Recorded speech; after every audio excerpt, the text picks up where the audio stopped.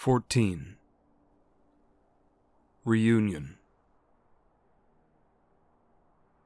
Sleep brought the prince little comfort after plans had been settled with Tlaloc. Ichtak had woken early despite his late night, his unease tenacious, so unrelenting it drove him from bed despite the languid pain which seemed to well up behind his eye sockets with each step across the cool stone floor. Kushkotlan's palace was empty, void of life in the pre-dawn hours save the occasional guard posted to the halls.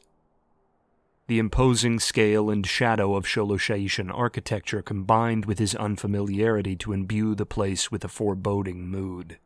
His harried thoughts filled each alcove or darkened doorway with leering presences. Ichtak could not turn back, though. Imagined presences breathed into life by his hazy vision, and the shadows of ancient masonry were nothing compared to the scenes which waited for him behind the veil of sleep. When at last he reached his destination in the moonlit courtyard, not far outside the stairway down into the tombs of Kushkotlan's royal line, the lone Ektal palace guard standing vigil at the door bowed his snout for the stone and waved Tepeklan's prince into the small, candlelit chamber he sought. Here, in an intricate stone hut decorated with carven script pulled from the pages of the Bastion of Will, the fallen of that royal house were prepared for their eternal rest. At least, that was the usual purpose of the resting house.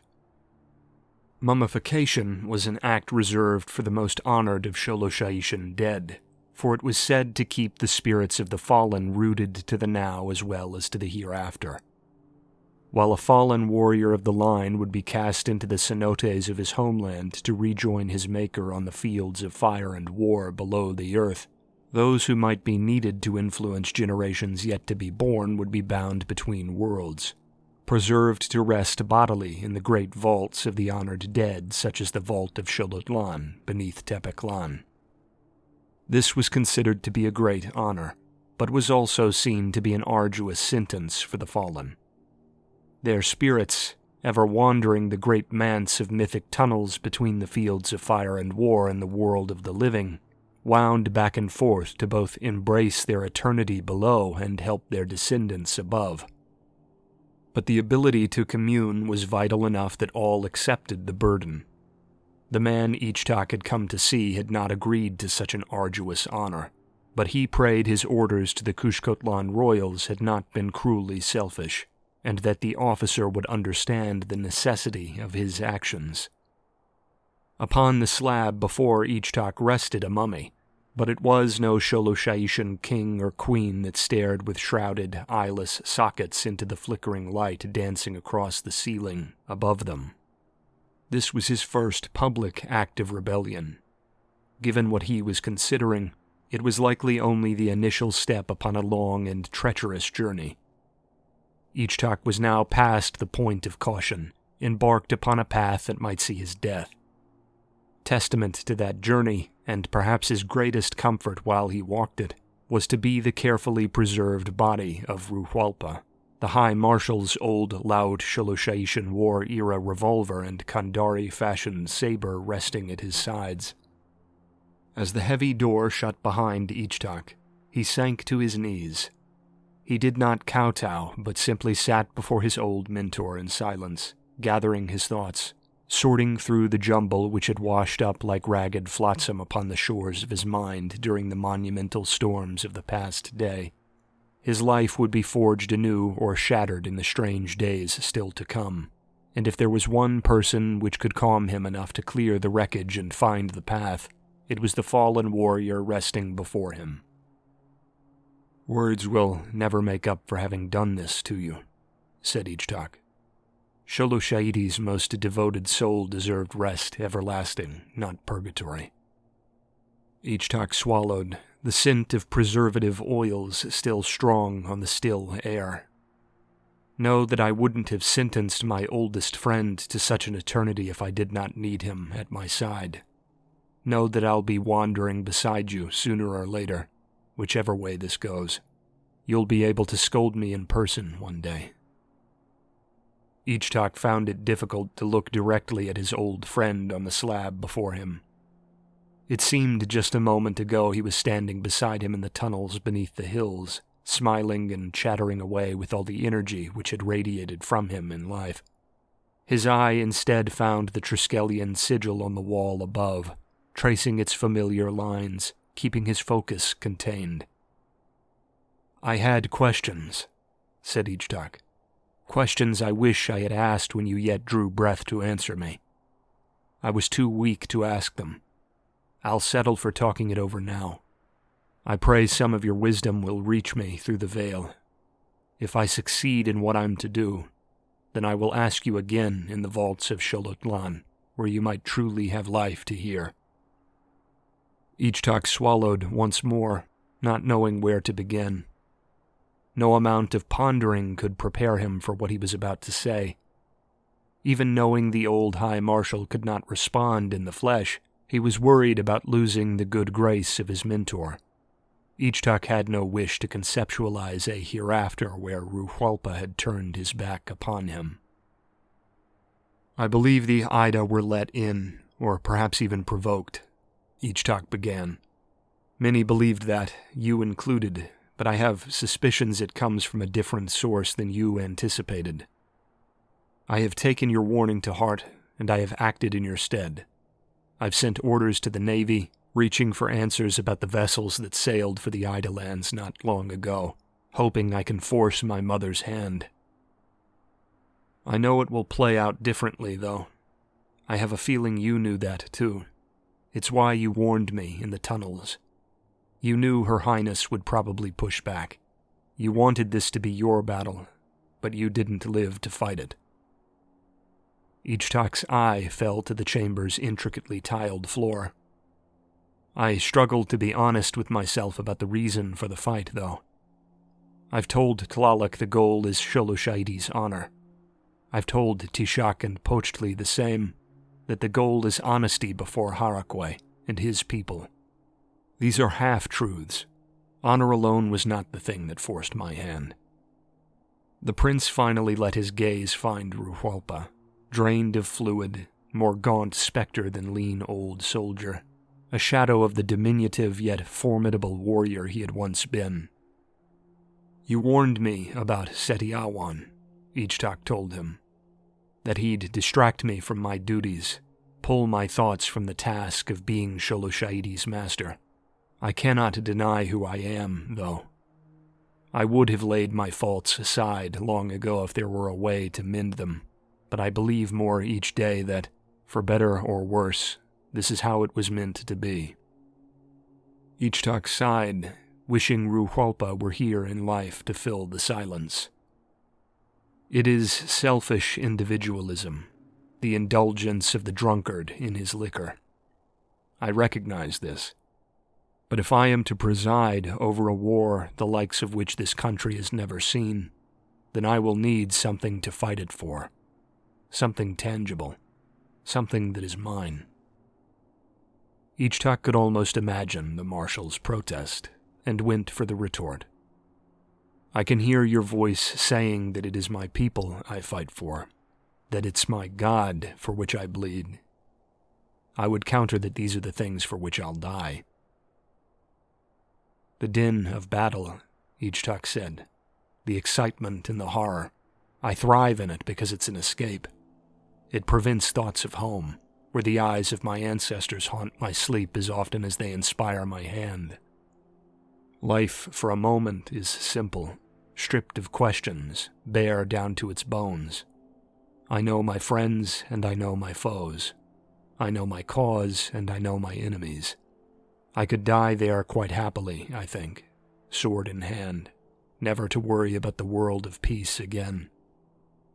Ichtak nodded to himself, building up the courage for the push to come. "But I cannot die yet," he said. "Not if Xoloshaidi is to endure. I owe her everything. The philosophy I love, the food that welcomes me home from battle, the words of poetry written in the language I adore. I owe her more than I can offer her. If I am to trust myself not to let go, to trust myself to live up to the plan I believe Harakwe has set out for our people. I need more. I need something to drag me through to the next day, to keep me walking down the path that will set this world right until it is my time to leave it. He can never be what I want him to be. No one outside my inner circle can ever be allowed to know. The mask of the Tlatoani must be maintained, so that every Sholosha'ishan might see themselves behind the veil of their emperor. But I will save Setiawan if I can. Ichtak reached out a hand, gently touching the black-dyed linen wrappings which cloaked Ruhualpa, brushing his shoulder through the fabric. I cannot know every facet of what Harakwe wants, said Ichtak, but I hope you don't think less of me when the day comes, and whatever he wills comes into being. I hope you still think of me as a son. Ichtak stood, wiping moisture from his eye, catching his breath before he made to leave. A weight had been cast off from his shoulders, and he could breathe just the slightest bit easier amidst the cramped aromas of the stifling chamber. I'll never forget what you've taught me. Every time I make an order in this life, your voice will live in its shadow.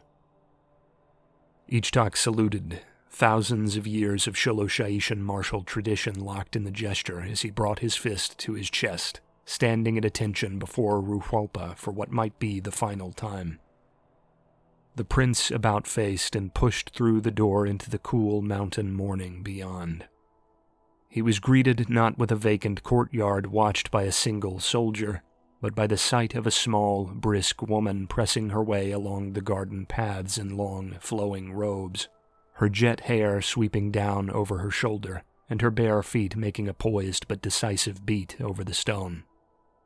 When she turned her head to see who had entered the sulking light of the misty dawn, she turned off her path and made a line for him. Ichtak's heart leapt, her face unmistakable, wincing internally in expectation of the haranguing of a lifetime. "Ichtak the Sixth," she said, voice deeper than her frame would imply, graceful and powerful. "I was just walking to the wards to find you." Princess Xochitl Kushkotishko looked exhausted, her face speaking to days spent awake and on her feet, but it didn't detract from the beauty for which she was famed. Neither did it steal the keen intellect from her words, spoken in Kushkotlan's dialect with a practiced pronunciation that would put linguists to shame. Ichtak waited for the hammer to fall. "Kushkotlan is in your debt," she told him, lowering her head in respect for the greater royal. "You can't know how much your commitment to the encirclement plan means to the people of this province." Ichtak, fresh off his confession to Ruhualpa, was reeling. The prince didn't know what to say, standing without words, a rare occurrence for one as talkative as he. "I've been hearing stories through the night, of children pulled from storm shelters in the northern valleys and families reunited in the wake of the army's push to the border. Words can't describe how much that means to the city. Thuncoat is with them still. I'm sure he'd say the same if he were here to see you." She smiled. It was the staid, nervous smile of a friend turned stranger, but it was genuine, and it thawed some of the ice holding Ichtak's tongue in his throat. "I felt it would be wrong to ignore the counsel of the natives of Kushkotlan," Ichtak told her, returning the expression. "The province has cohort Commander Koyot and Prince Thuncoat to thank first and foremost. I'm honored Tepeklan's Ektal could be here to fight alongside them." "And they are honored to have fought beside you," said Xochitl, bowing again. She took a moment to observe the building behind him, then shook her head, backing away a step. "I apologize," she told him. "Ruhualpa Marakanchi. Kushkotlan owes him a great debt as well. I'm sorry. I know he was close to you." Ichtak nodded, the wound too raw in that moment to allow conversation. Xochitl averted her eyes, considering for a moment, then met his gaze again. "I know you are leaving for the coast today," Shochit said, keeping her voice low. Whispers around the palace say your path might put you on a course for clashes with the Tlatoani and Tepeclan. Shochit placed a hand on his arm. It was a comfort, despite the awkward history between them. Kushkotlan has your corner, she told him. You have made more friends than enemies in this empire. Don't ever feel like you're walking alone. Shochit bowed her head 2 final times, once to Ichtak and once in respect for the closed chamber behind him. Then she left the prince to his thoughts, and he took a seat to watch the multicolored sky break into morning above.